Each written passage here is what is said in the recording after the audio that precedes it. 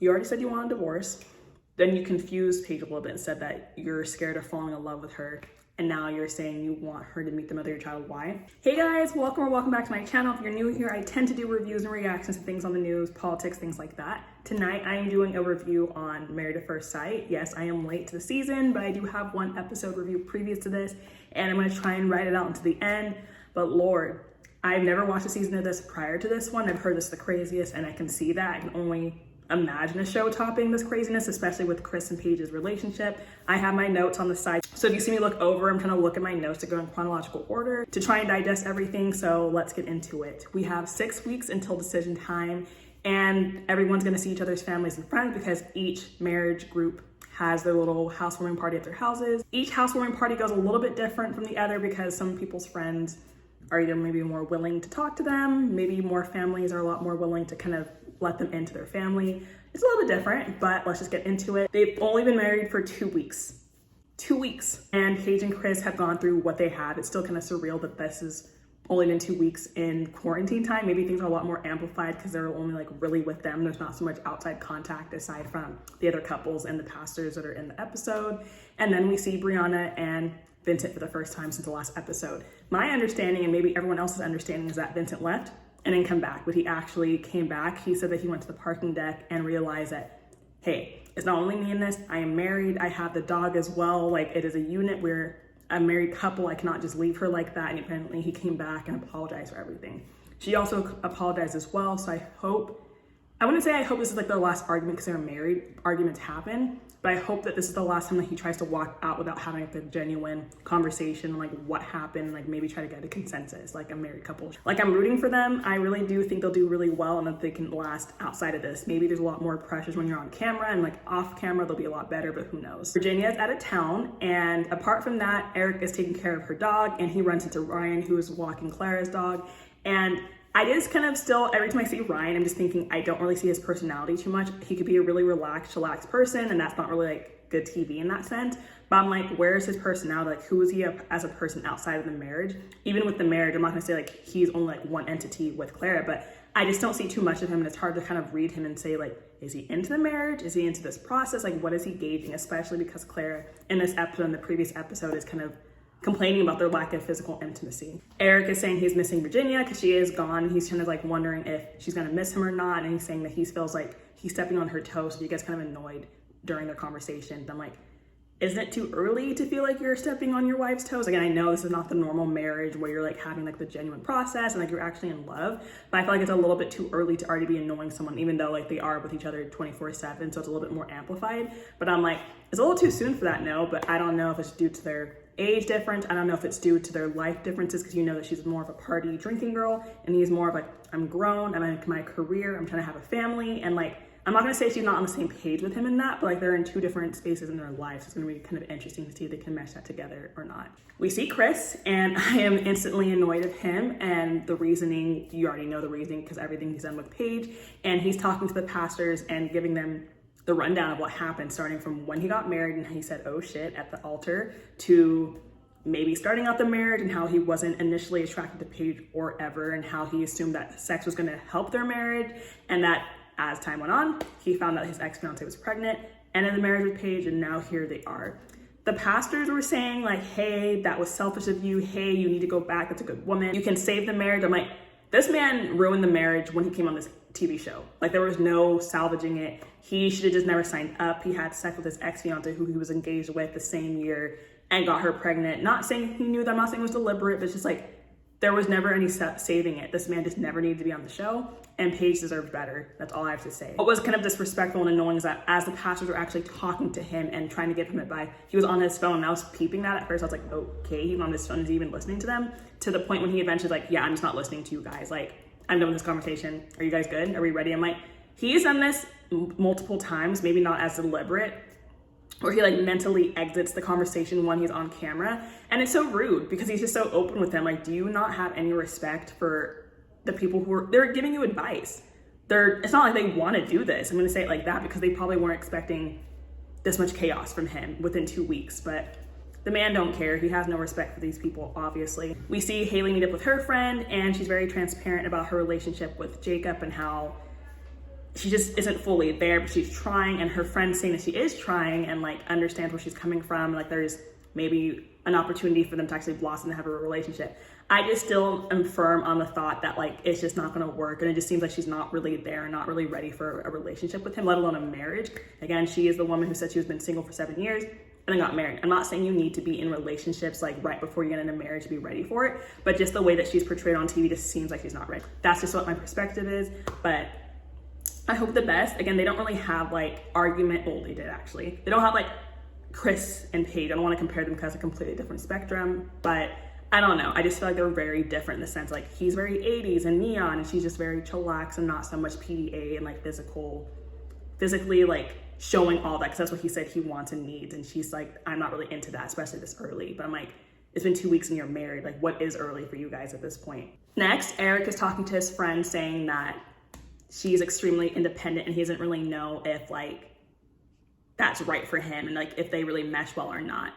And I just don't think that he's being that overprotective. I feel like me as a person, whenever I get somewhere, if I'm leaving or in my car, I'm like, hey, I'm getting here. I'm not saying like I'm getting here at 8 a.m., expect me at 3 p.m. Like there's a difference between just checking in and having someone feel a bit more safe about your whereabouts versus just never, I don't know, like that's, everyone's different, but like it's just how I've always been. I've always liked to like give someone notifications and like my whereabouts versus them having to ask me. Next, we see Eric talking to his friend, and he's saying how Virginia is very independent and like she never thinks to check in with him. And I don't think he's being overprotective. They're married, so I just guess I'm surprised. But again, their age difference maybe plays a big factor, and she still wants to party and go out and not have to feel like someone's checking up on her while he's like, she's my wife, she's my future, she's my present. So like they're just on different pages on that. I just feel like she's not hearing him out on that, but also maybe he doesn't have, but also he's not really used to having a woman who's so independent and like not needing anyone to check up on her. So it's like they need to get to like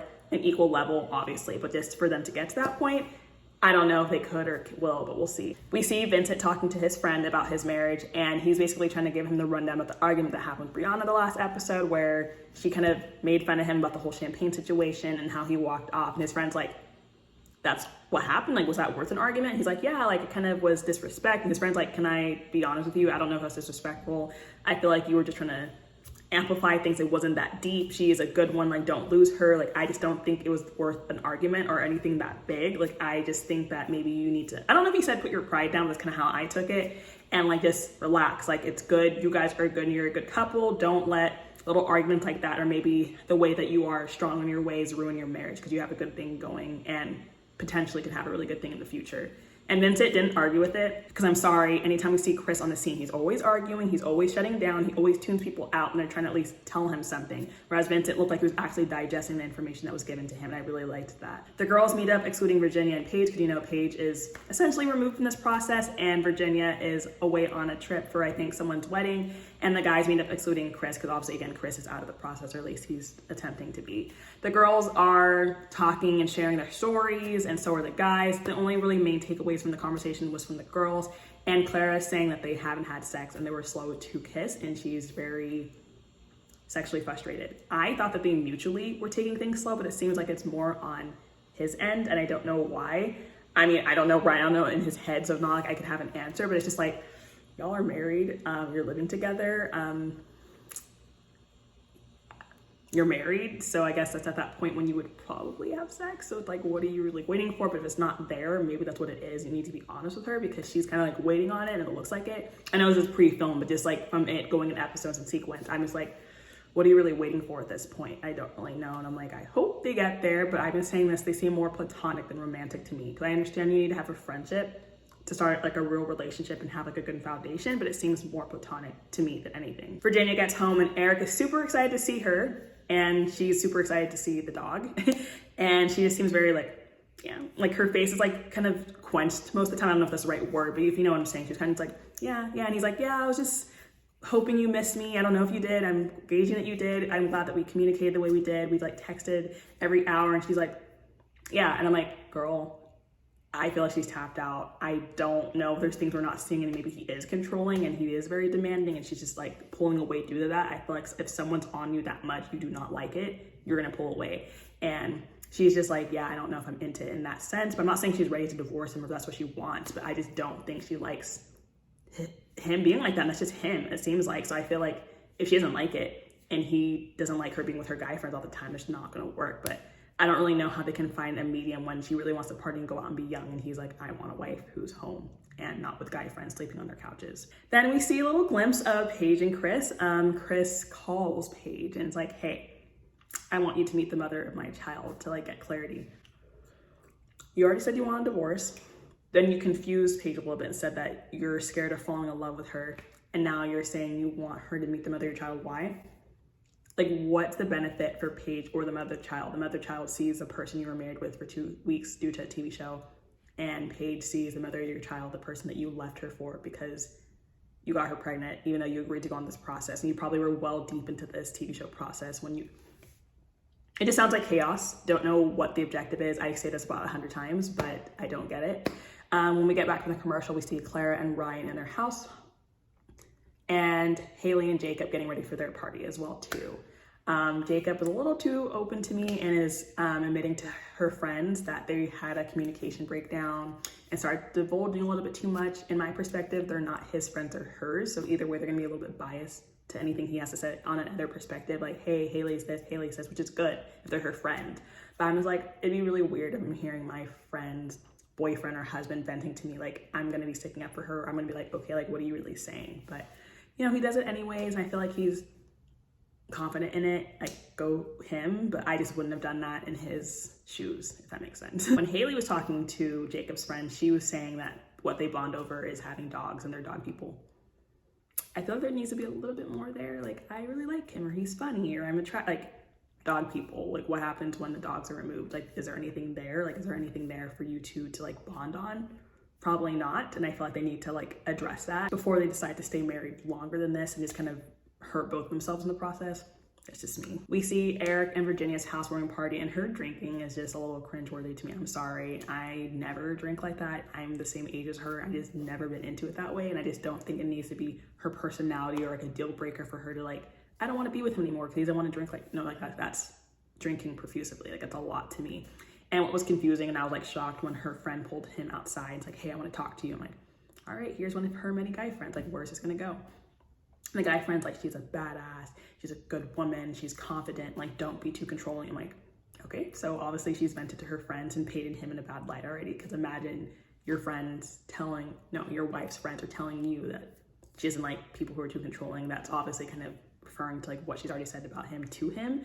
So I'm like, they already think so badly of me. But then the conversation progressed, and eventually he said that it was a good conversation and he felt like it was awesome and things progressed well. I said, that's a big switch. I was thinking he was gonna say like it was really bad, but no, he was like, oh no, things are good. I'm like, are they?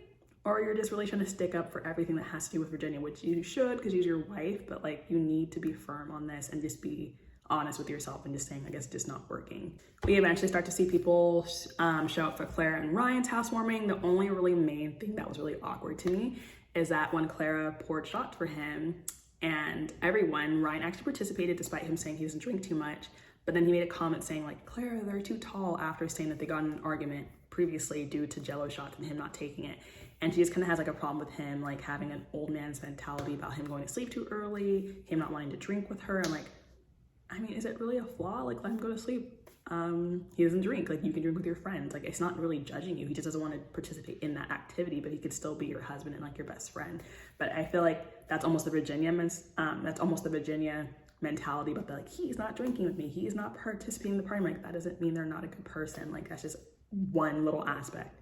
Like, that's one, like, I just don't think it's that big for them to get mad about it or thinking like that's a deal breaker and they're not like attracted to each other genuinely. But Clara saying that, and then we also see her say that he's never been shirtless in front of her. Like, this lack of physical intimacy and lack of sex is just getting to her, and I just don't know if they're gonna do it. And imagine they do it and they don't like each other even more, and then what happens?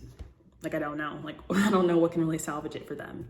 We also see Brianna and Vincent's housewarming party, and it's both their family, and it's really cute. I also didn't know his mother didn't participate at the wedding or like wasn't in attendance. That was really like kind of shocking to me because that's a big day.